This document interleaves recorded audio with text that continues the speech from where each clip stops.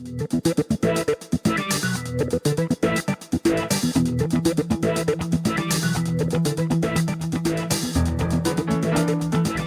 are listening to the SDSU Football Podcast, presented by the East Village Times, with your hosts Andre Hagverdian and Paul Garrison. Welcome, listeners, to another episode of the SDSU Football Podcast. I am Andre Hagverdian, and with me, as always, is Paul Garrison. What's going on, Paul? Nothing. Man, we're just a couple days away being able to open up Snapdragon. Apparently, the sun decided that it was just as excited for the game. Up to 93, I think, is the latest forecast. Absolutely crazy. But, more on that sun a little bit later. I think we'll be talking a little bit about that. But we are a couple days away. It feels like we've been talking about September 3rd, especially since the end of the Frisco Bowl, and December 21st, 9 months later, we're really, really close. So I think everybody is excited to finally get a kickoff on Saturday. I think that's right. I mean, and, obviously after the Frisco Bowl for sure. But I mean, even just going back to the election night and saying, can it be ready for September 3rd? Can it, all the lead up to it and all of the people saying that this will never happen, can never happen. San Diego does not build stadiums on time. They don't do big projects on time. People are going to sue. They're going to run into financial trouble. Something is going to derail it. There is no way September 3rd, 2022, the Aztecs will be playing football in Snapdragon Stadium. They're going to be. And we've been talking about it since then. And San Diego will finally get to have its first full game there and be able to open it up in style. It's interesting because, Arizona is a Pac-12 team, a Power 5. They're obviously known more for their basketball than their football, but they've had some decent football players come through their program. That last year they were not good. 1-11. The Aztecs whooped them in Tucson, 38-14. So a lot of people were kind of having this thing about, we wish we were playing a better team or a higher profile team for this first game. But, just looking at Arizona on paper and the people they brought in, I think it's going to be a pretty good matchup on Saturday. I think that's right. And of course, non-conference schedules, they're made so far in advance that, who knows that what Arizona was going to be or anything of that nature. I think that San Diego State saw that, they've had double-digit wins each of the last so many years, with the exception of the year where they hardly got any time together and, was the shortened season, etc. Well, that's what Arizona experienced last year. Their coaching staff was hired late. They got them all together. I think after the game, the thing that we talked about was how weird it was that a Power 5 team could just not have very much talent. You're just not used to seeing that. Even when San Diego State would go and beat up on a lot of Pac-12 teams, they don't look like what Arizona looked like. And I guess we weren't the only ones who thought that, because their coaching staff basically turned the roster completely upside down. So yeah, I do think that this is a good opportunity for the Aztecs, but I also think that with some of the players they brought in, it does look like it'll be a lot tougher game than the one that they had in Tucson last year. And Brady Hoke said during Monday's press conference that they had 52 new players on the roster, which sounds like a lot. The Arizona game notes mentioned that's 50. Coach was close, or maybe he was more accurate. I don't know.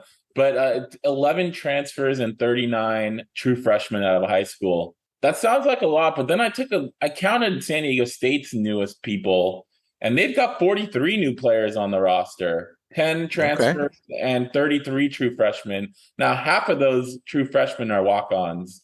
So it's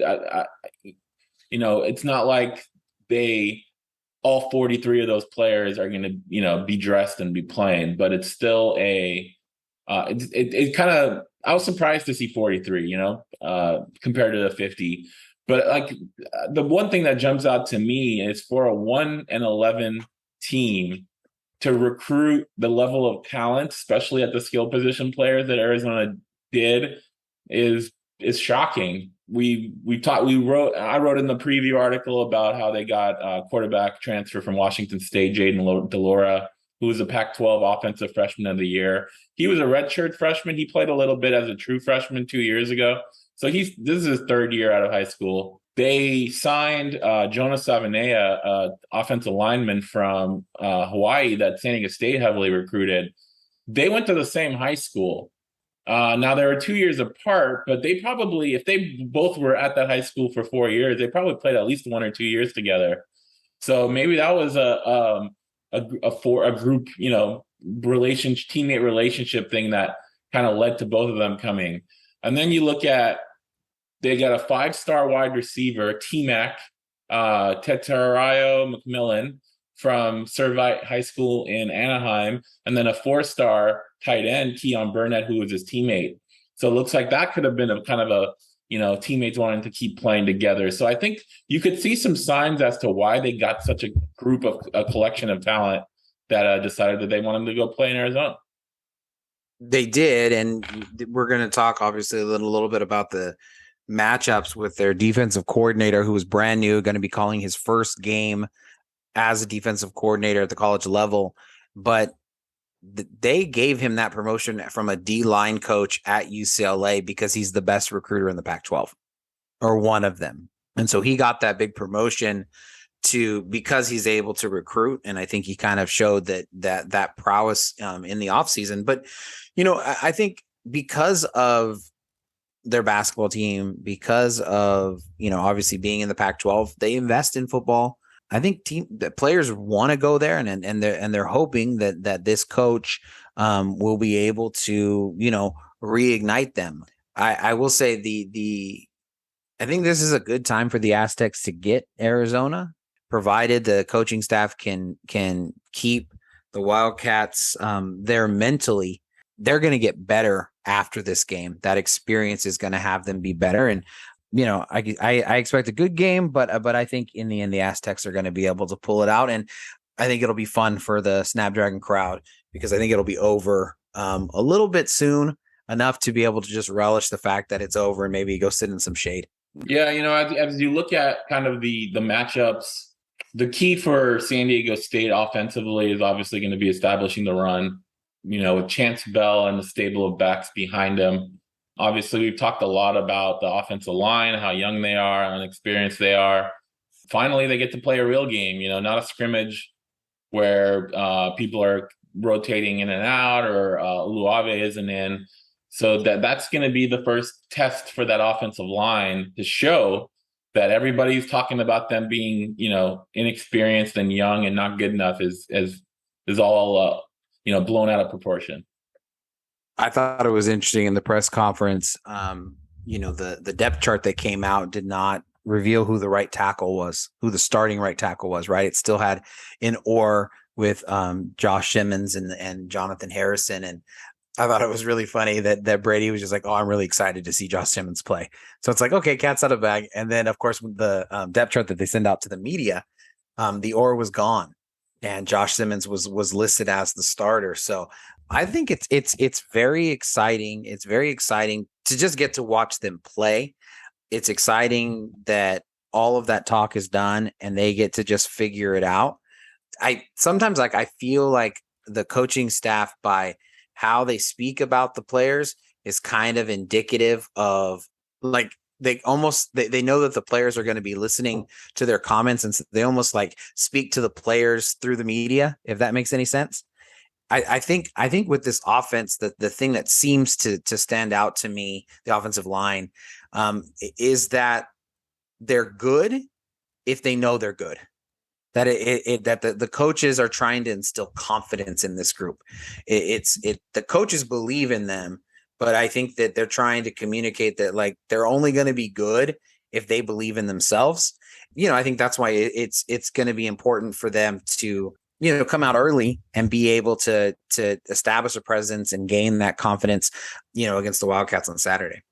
Yeah, ultimately, you want to effectively run the ball win the time of possession, but you want to, get your chunk plays in the passing game. And this will be the first opportunity, obviously, to see Braxton Burmeister as a San Diego Aztec in a real game with Jesse Matthews and Shavers and some of the other receivers, to see whether they can continue where they left off from the Frisco Bowl this season, or if they're going to revert back to being run, incomplete, and punt. So it's going to be a good test.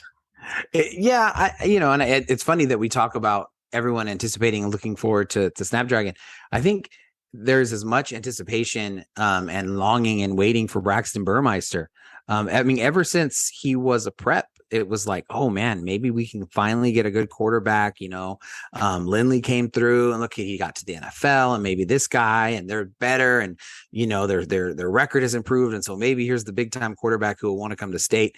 And of course, he commits to Arizona, right? I was listening to the interview that they had for their team captain, Devin Harris, I believe, defensive lineman. He was talking about how at one point Braxton Burmeister and him were on a group chat for the recruits that had committed because they're both, in their 6th year, and they both were part of it. He's like, I never really got to meet him personally. I didn't really talk to him just one-on-one, but we were part of this group chat. So I thought that was, just an interesting thing. And fans have been waiting almost as long as Snapdragon to be able to say, or even longer, I should say, to being able to see him play in a San Diego State uniform. And I think it is important for them to begin to establish their identity. I think that, with as much as they do the RPO, the idea that it's run, pass on third down probably has as much to do with how the defense played them as anything else, right? That they could have passed, but they didn't reach, the quarterbacks didn't reach that aggressiveness, I think, that Hecklinski, offensive coordinator Jeff Hecklinski, wanted. And so I think it's very important that that the fans get to see in his play what we have seen in practice, what we've heard in conversations with him, what the coaches rave about, that competitiveness, that confidence. And, I think you described after the scrimmage after one of the practices that this is Braxton Burmeister's team. And you just, after watching the first scrimmage, it just kind of hit you and you saw it. And I think San Diego needs to see that as well. And I think that in order to do that, though, they're going to have to be able to protect the quarterback. And, the article that came out yesterday that just talked about, like, everyone's super excited about Burmeister, but the way you keep Burmeister upright, the way you keep the offensive line protected, a young offensive line, 4 new starters at 4 new positions, 3 new starters at 4 new positions, is you run the football, and you just don't allow the Wildcats to just kind of pin their ears back and go after the quarterback. As much as we talked about the level of talent and the upgrades on offense, they return a majority of the starters, but they also brought in some transfers along the defensive line and that linebacker. What do you think about how different of a scheme with their new defensive coordinator they're going to utilize this year? I really don't know. It's a new coordinator. The description of the defense sounds very similar to San Diego State. They both have that hybrid person playing in the middle. They got a kid, I think his name is Maldonado, is their star safety, is what Gunnar Maldonado, I think his name is. Unless he's grown in the offseason, because he played some last year, he's not Patrick McMorris. So what I think I'm curious about is to see, the defense that the 3-3-5, it takes some time to get used to.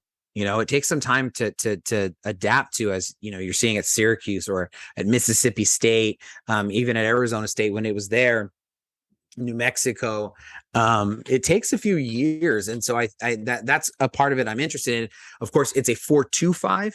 But even that, their extra person up at the line, they call him a cat, K-A-T. Watching their spring game, he's standing up. He looks exactly like Cooper McDonald does, standing up at the line, almost the same size guy even, when the Aztecs want to give a balanced front. So I think there's a lot of similarities. Obviously, I have no idea how exactly it'll be called and if it'll look the same. My first glance at it is I think that the SDSU offense And conversely, Arizona's offense should be a little bit more comfortable against it because, they see it every day. It'll be interesting to see how similar they are and if that actually plays out on Saturday. Preseason Pac-12 honorable mention cornerback Christian Roland Wallace. It'll be interesting to see whether he lines up on one side or if he travels with, either Jesse Matthews or Shavers. So it'll be interesting to see how they do that aspect of it. But they've got a safety, Christian Young, who's fast. He's a track star from high school, very athletic. He kind of is playing that boundary warrior position, you would say, that the Aztecs play. And I think he's going to have a lot of responsibilities to, help stop the run, cover the tight ends, and help cover receivers in the middle of the field or deep down the middle. So I think he's going to be a key guy that's going to play a role in, how the Aztecs attack, down the middle of the field. Yeah. And I think that when I was looking at it, and, you never can trust the weights that are listed in the media guide. In fact, that was one of the questions in the interview was to Devin Harris. I don't think it's Devin Harris. They were asking the defensive lineman for Arizona, and they were asking him, man, are you 275? And he's like, no, I'm 260. And so I don't know how big they are up front. On paper, they look huge up front, and then they look like they have very little size behind them. Their linebackers are not huge. I think 230, the guy that you're talking about, is like the next biggest guy once they get past the line of scrimmage. And so that again, that's that recipe of being able to lay on them, especially on a hot day. They're talking about rotating guys in and out. The guy they have a transfer along the line from UCLA who came over because their defensive coordinator was the defensive line coach at UCLA. But he's injured. He's still getting into game shape, they said. And so, they're not going to have him fully. They lost another defensive lineman. So they're going to be playing lots of numbers. However, I don't think they have the skilled depth that maybe they thought they had going into camp. And so, hot day, the Aztecs can lean on them, and you'd like to think that they could open up some things, later in the game in the fourth quarter and stuff. And I think that given the size of San Diego State's offense in general, whether it's Mark Redmond, if they end up, running more of a I formation, even with Jay Rudolph as kind of that fullback, tight end, halfback, H-back kind of guy, that they can establish more of that physical presence and kind of push Arizona around. I think it's not as it's just a challenge when you go and you're running a lot of the same players out there. They're all a year older, right? And so you'd like to think that there'd be growth that way, but then of course they're doing a whole new system. And so last year was kind of kind of a wash for them. And it makes it difficult to predict what they'll be, considering they weren't great a year ago. Yeah, I mean, Aztecs jumped out to a 21-0 lead within, I think, 8 minutes, right? They had 3 plays over 40 yards in the first half. Chances are that's not going to happen again. We'll see. I think it's going to be – I don't think the Aztecs are going to put up 35 points in the first half on Saturday, but they'll have opportunities to hit big plays if they can protect, if they can block, and they can, throw and catch the ball, right? It's the easy part. It sounds easier. Anything else on that side of the ball before we flip it? No, I think that covers it. And I think that, you asked a very good question though about Jesse Matthews playing in the slot. So I think a thing that I'm going to be looking for is how multiple are they? Because, we talked with Jeff Eklinski, and he talked about that as time went on, they kind of realized that, especially Lucas Johnson, who, by the way, is the starter at Montana. Congratulations, Lucas, on earning that job and being the starter over there. That, he had some trouble seeing the game plan and seeing how the defense and reading the RPO outside of 3 wide receiver sets, and that they're hoping to be able to utilize more 2-back sets and getting Cam Davis, getting Jordan Byrd in that slot position, where TJ Sullivan was going to play, and doing all of those things because Braxton Burmeister has the ability. So that would be the only other piece that I'm really curious about. Yes, they're going to shift. Yes, they're going to motion. That's just who they are. but do they shift and do they motion to, get people in really good positions? And then how many different personnel packages, are they working with, and how are, how they might, on paper, they might be replacing TJ Sullivan one way, but what is the actual way that they're replacing him? And then of course, looking to see how the rotation at running back is going to be. You gave a very good leading question about, hey, Chance Bell in the running game. And then he goes, yeah, Cam Davis. Pretty hug, right? So and then he said, and then obviously Chance and Bird and stuff. So I think that's another really big thing, because as I said in the article yesterday, this is Chance Bell's opportunity. He's given it, and if he does something with it, then going forward he can continue to be the guy who's going to get the majority of snaps. But if he doesn't prove effective, right, then these other backs are going to start getting more chances. And so I think both of those two things would be the only other part, after saying that I had nothing else to say about the defense. There you go, in true podcast fashion.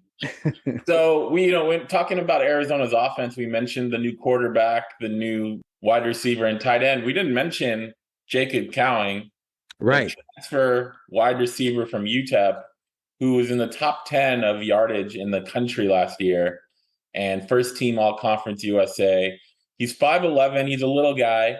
I think he weighs 175, but he's fast. He runs good routes. His run after catch is very impressive. If you watch his highlight tape, he has some plays where he'll line up outside and run a go route and beat the corner. But a lot of what he does is through the middle, through slants, through inside posts. He's just a talented player, and I think he's going to be tough to stop. The Aztecs are going to have to know where he is at all times, pre-snap, because they're going to move him around, and he's dangerous. He sounds like Stanley Berryhill. Oh wait, yeah, that's right. That guy was on Arizona last year. And the Aztecs had a tough time against him. What were we gonna add? He seems like he's kind of a higher level talent than Stanley Berryhill. Berryhill is good. Cowling he seems like a better route runner. He's able to do more things instead of what I think Berryhill was used in certain ways, but I think Cowling has more ability to be more diverse. I was just going to say that I would expect that. Obviously, that was the only thing the Aztecs couldn't really stop a year ago, and I can't imagine that when they were doing their recruiting pitch to Cowling, that they didn't show him tape and say, "Look, this can be you. You see how we do this. You see how we do this. And he touches the ball this way. He touches the ball that way. This is how we envision you." And so, I think that that does present some issues. I also think the size on the outside. I mean, I don't know, anytime you see a 5-star recruit, you automatically think that they're going to be, Megatron out there or something like that. But that is always a concern for the Aztecs, is they don't really do anything on offense. They just take 3 steps and they just throw it high. And, you would expect Arizona to try to do that. It's kind of like a security blanket for the quarterback, right? Because it's not a super dangerous pass. And so how the corners are going to be able to play in the air against those guys, I think, is a big deal. If I'm Arizona, I'm asking the same questions about my offensive line. They were not very good last year. They got a lot back from last year, but did they want it back? You know what I mean? I mean, they're starting a true freshman at guard, and he wasn't a highly recruited guy. Doesn't mean he's not really good. Obviously, State would have liked to have had him. I think that they have the same questions about how are they going to be able to block the Aztecs up front. The Aztecs being able to run to the football, I think, is important. Obviously, stopping the run, and their leading rusher from a year ago, I think, is 5th on the depth chart this upcoming year. So they're not expecting that person to carry the ball for them. But I think that the Aztecs are going to be tested. Their new quarterback is not playing in the same system that he played in at Washington State. That's a question. I think it's always a question when a young guy has a good year. He had a very good year. His offensive numbers were really good, but it's Washington State. You know what I mean? So sometimes those numbers can be a little bit a little bit off, but it's always a question about a young guy who plays really well. Can he do it 2 years in a row when teams have tape on him? Do that? Are they able to do it twice? And then you add that to the fact that you have a new line. I'm sorry, I beg your pardon, that you have a new offense that you're learning, plus an offensive line that wasn't great a year ago. And there's question marks. I mean, there's a reason the Aztecs are favored in this game, but it's less than a touchdown. It's less than a touchdown for a reason, but I think that reason has more to do with SDSU's offense than it does with Arizona being expected to put up points against San Diego State's defense. Yeah, I agree with you with the offensive line. Some of those guys who did come back didn't play well last year, and so can they gel? Can they improve? Of course. And it's just going to be, with a better quarterback, a guy who gets the ball out faster, you have better skill position players. You can make an offensive line look really good. Tom Brady has made offensive linemen look all pro level for 2 decades, and some of those guys looked really bad before Brady got there. So it's that system and that quarterback can make an offensive line obviously look a lot better. I'm looking forward to seeing how the Aztecs use Jonah Tavai. We've been hearing a lot about the versatility, the ability to play him, play him on the outside to start, but he can move inside. He's played inside. I'm curious to see how they move him around, how they utilize him with no Cam Thomas. How are they going to generate more pressure on the quarterback? It's a lot of the questions that I have that I'm curious to see us finally get to see it in action and get some of those questions answered. Yeah, I'm really excited to watch Caden McDonald play football, playing out of position as the Sam linebacker. He was so good that he was like the best linebacker in the conference, or one of them, right? And he was always, first team all conference, things like that. But he didn't have that like explosive pass rushing ability that you would like to see from that position.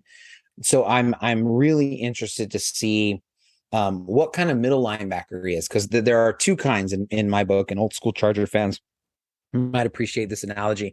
There's Sean Merriman types who attack the other team, and then there are Donnie Edwards types who make every tackle, but they make every tackle, they catch them. They clean up everything, and they make great plays every now and again. Donnie Edwards was an unbelievable Chula Vista High, great human being from what everyone says and stuff, but that was their difference, is that one attacked the offense and the other one didn't, right? And so I'm curious about that. If being a Sam linebacker, that he brings that attacking mentality to the Mike linebacker, and we'll start seeing him on the other side of the line of scrimmage, right? We'll start seeing him, whether it's blitzing or picking up the backs or whatever, on those sides. I got to be excited for a healthy Michael Shawcroft. I mean, he just, that front six, when they line up, they look intimidating. I mean, they look like a Power 5 front. Obviously, Justice Tavai helps with that because they have two really giant space-eating Tavais in the middle there. But then you put all of those linebackers. I mean, Cooper McDonald's is just a specimen. And we haven't even seen him with Patrick McMorris. And you add Patrick McMorris to that, and I mean, he looks like a professional now, and just the way he runs around and carries himself. So being able to get to see those players for an extended amount of time is a treat in and of itself. It goes back to the question that we think we know the answer to. How we think we know the answer, but do we really see how Cameron Thomas's production is going to be replaced? And that is still a question until they do it. It looks like you can see where that's going to come from. Until it does, I think that's still that big question. And then I think that the Aztecs after that, you want to make sure that their safeties stay healthy, because on a hot day and all that kind of stuff, they're thin with Kyron White not playing. I think they're thin there. But all in all, I think it's pretty exciting to see. I mean, I'm not sure that there is a more exciting player for the Aztecs in terms of recruiting, in terms of all that stuff, than Noah Avenger, and him being able to play as well as he did, and now bigger, stronger, faster. And what does he look like?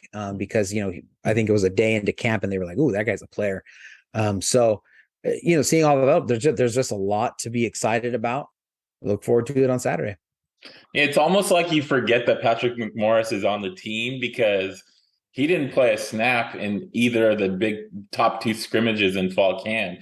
We haven't seen him. He got the veteran treatment, right? That, oh, you're good. Just go into the corner and stay away from contact. And, maybe that's why the passing, we saw a lot of passing touchdowns in those two scrimmages because he wasn't out there, right? And I don't know. We know, everybody knows how we feel about Patrick McMorris, and I think seeing him finally out there as a second year as a starter is going to be interesting. And then the safeties, you mentioned it briefly, but Barfield moving to field warrior, and then Baskerville stepping back in at boundary. Those guys are going to play a huge role in trying to stop like a Jacob Cowing in the slot. And their tight ends, they've got Burnett, who's a 4-star, but they've got another tight end that's also at the top of the depth chart. I forget his name, but they've got good talent there. So Barfield and Baskerville are going to have their hands full in coverage and helping support the run as well.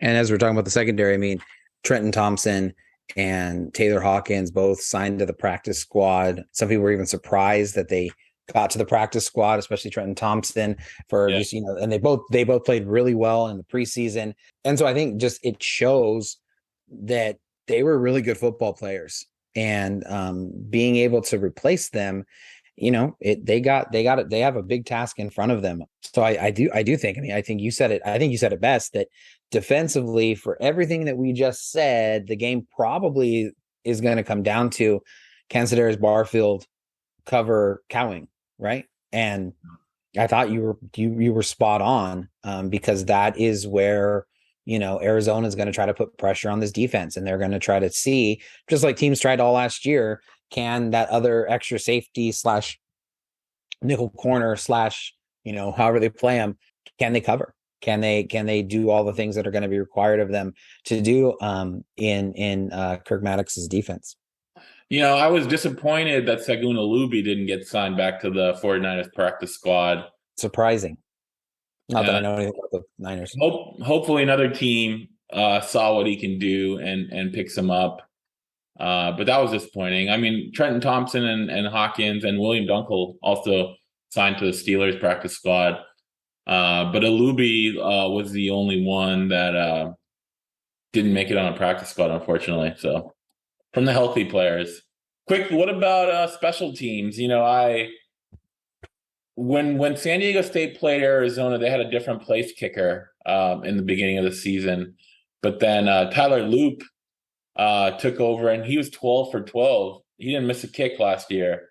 Didn't have one longer than 42, but hey, when you don't miss a kick, there's not much the team can complain about. And then they've got an all-star punter. He had a 49.2 yards per punt average. I think Matt Arise's record was 51.2, or 51.9, something like that. So he was only 2 or 3 yards off of that historical performance last year. So he's really good. And then, Jack Browning, I asked Coach Hoke about him, and he said he's fired up. He's ready to go. We're confident in him. But I think that's a question mark going into game one, because he missed both of his kicks in the scrimmage last 2 weeks ago, or a week and a half ago. Coach Deacon already told us that spring camp was not good for any of the kickers. I think that's becoming my number one concern potentially on this Aztecs overall team, is place kicking and the punting potentially as being a weak spot. Interesting. I still would put the offensive line ahead of them, but I agree with your analysis and everything that you said. It's the same. It's a prove it time. He's either going to be able to step up or he's not. And there's it's the same thing. I think a confidence thing, that they're trying to send messages to him to be confident, that you're only going to be good if you're confident. So go and be confident. No reason not to be confident. He's definitely worked hard on special teams. The thing I have to be looking forward to the most is Breon Penny. Did you predict that he was going to return a touchdown opening kick? They're going to keep it away from Bird, and a Penny is going to return a touchdown, opening Snapdragon Stadium. It's one for the it's already written, man. It's already written. It's there. But Predict that? I was asking. Somebody told me that. Somebody told me that. That's what I'm asking. No. Wasn't you? Wasn't No. you? So it sounded good. It sounded good. It sounded very poetic and full circle form. But I mean, just that. I think Breon Penny, period, is just a super exciting player. Obviously, with Rashad, his brother, and the anticipation for him that this finally can be the season he comes out, breaks out, and Jordan Bird. I mean, I'm super curious, like, what's going on with Jordan Bird. I don't know that there could have been a quieter camp from any of the players except for Patrick McMorris than what we got from Jordan Bird. I mean, JB, man, I don't know what to expect from him. I really don't. I mean, when we talked to him over the offseason, he's telling us that his favorite player is Tyreek Hill because of all the different things that he can do. Hopefully he gets that chance to be able to show that he can be a true receiver, and he also, can carry the ball when he needs to. And he just in the as a returner, even in the scrimmage, he just flashed that, like, that next level thing that returners have, where they can just kind of be patient, have the confidence to let it develop, and then boom, and hit it. And so I think that, that's always exciting, to be able to get to see him play. But yeah, Jag Browning's the question. Jag Browning's fully the question. And I think it extends not only to field goals and not only to punting, although I would say between those two, feeling better about punting. Nobody's returned a kick on San Diego State in a very, very long time. A kickoff? Yeah, the people every kickoff has been out of the end zone, or they've kneeled down. And I don't know, what Arizona's philosophy is, if they're one of those teams that just automatically, takes it to the 25. But if they got to cover a kick, it'll be like one of the first kicks that they've gotten to cover in a long time. And so I think that's a thing to watch, because it's just not something that they've done. But, overall, I'm honestly getting to the point where I'm pretty sure I don't want to talk about this game anymore. Like, I'm ready to see it happen. I'm ready to see the crowd. I'm ready to feel the heat and everyone trying to figure all that stuff out. I'm ready to, just be there and see what this thing is all about, and see if all of the predictions and all the ideas and all that is what's actually happening. And whenever it is that it sounded like you were teasing that we might have a live show this weekend, if you decide to do that, are we doing that? We are. Oh, okay. You said certain games. It sounded like you're saying, okay, so, like, I'm excited to be able to actually talk about what happened in the game, what happened in an actual game, and not like, well, I think this could possibly happen. And, when we were there at the practice and they were running around in shorts, they sure look like this. Like, real football, really real analysis, really about what we actually got to witness. And so I'm looking forward to just, man, kind of being there. And I'm hoping that this podcast can this episode can just be like another little thing that just gets everyone one step closer to being able to enjoy that first game, and kind of gets us through the end of the weekend to be able to go and experience this for for all of San Diego, man. Well, before we stop talking about this game, so last year I gave my 3 keys to victory in written form. Okay. But now that we've got this podcast, I think I want to do my 3 keys in our podcast pregame episode. What do you think about that? Listen, man, you are the maestro. Whatever you feel like is the right thing, let's hear it. All right. So you brought up the Heat earlier, and I said we'll talk a lot about that. So my first key to an Aztec is to beat the Heat. You mentioned up to potentially 93 degrees at a 12:30 game. There's not a lot of shade. Even on the sidelines, there's not much shade. Arizona, I think it was like 104 in Arizona today, and they're used to practicing in 100-degree weather, so that's not going to bother them. And I remember your practice report after the first day of fall camp. You mentioned a lot of players for the San Diego State was cramping. So I think they're going to have to make sure that they're ready to go. They've got their hydration. They're stretched out, warmed up, because Arizona's not going to probably have any problems. It's going to be good for them. It's actually going to be cooler for them than their typical weather. So I think beating the Heat, rotating the defensive line, rotating the linebackers throughout the game to stay fresh, is going to be key number one. Key number two, we mentioned about the height of some of the wide receivers and tight ends for Arizona.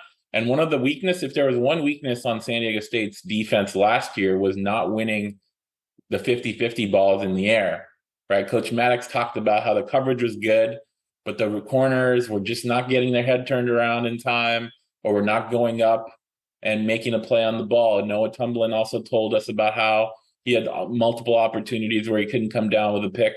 So I think it's going to be key to be able to play those 50-50 balls, especially with a 6'5" receiver and a 6'6" tight end. So they're going to have to be better at that. And then the third key is to win the first quarter. Last year, San Diego State scored first in only 6 of their 14 games. And only one game did they score more than 7 points in the first quarter, and that was the Arizona game where they scored 21. So they did not get off to good starts for most of last season. And I think it's going to be key. You got the energy, you got the heat, the new stadium. It's going to be very important for them to get off to a good start and keep that momentum going on to a victory. So those are my 3 keys. Any quick thoughts? I think those are great. I think those are great. I do think that starting quicker, I think is important, especially considering the fact that they can traditionally run the ball. And they got good defense. You get a lead. It's a we saw it in against Air Force. Saw it against Utah. You get a lead, and it's tough for teams to come back. Whenever those leads get there. So I think that's really, really good. I do think those 50-50 balls are going to be huge. I think the obviously wrote an article about it. I think they got to be able to run the football. I don't see them, and I know it's like a broken record and nobody wants them to run the football. Everyone would be much happier if they threw it 85 times. Only one game just to kind of get the bugaboos out, and then everyone wants to see balance. But I think they got to run the ball, run the football. I think it's easier for the offensive line to block when they're running the football, and I think that would be the only key that I would add to it, dude. But that was great, man. Great idea. Yeah, they're 52-2 in their last 54 games where they rushed for over 200 yards. That says all you need to do. I think they were 5-0 last year, but I don't think they had a rushing game over 200 yards in the second half of the season. I think those 5 games were all the first 5 games of the season. They were, so, and right. They can get back to that. Obviously, absolutely, they'll win the game if they rush for over 200 yards.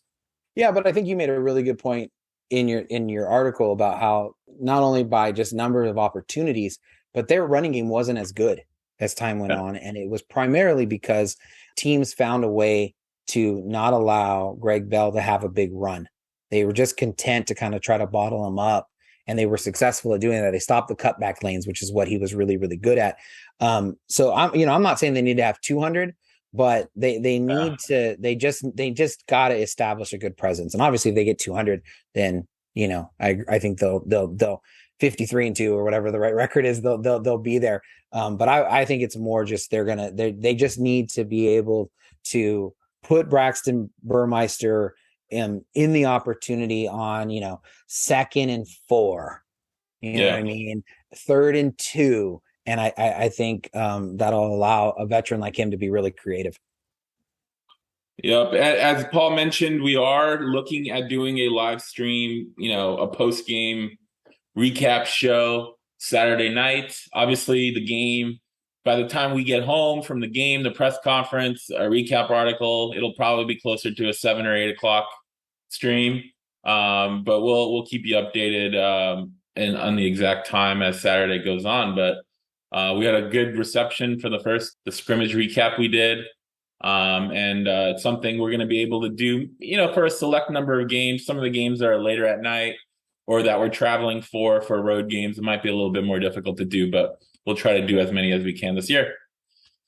That'll do it for us. The excitement, the day is almost here. I know we are excited. All of Aztec Nation are excited, and the team is excited. So it'll be fun to actually get out there and see real game with a real score and a real winner and loser, December. So thanks for listening. Make sure to subscribe, like, share, comment, all of the above on all your favorite platforms, and we'll talk to you on Saturday night. You You are listening to the SDSU Football Podcast, presented by the East Village Times, with your hosts Andre Hagverdian and Paul Garrison.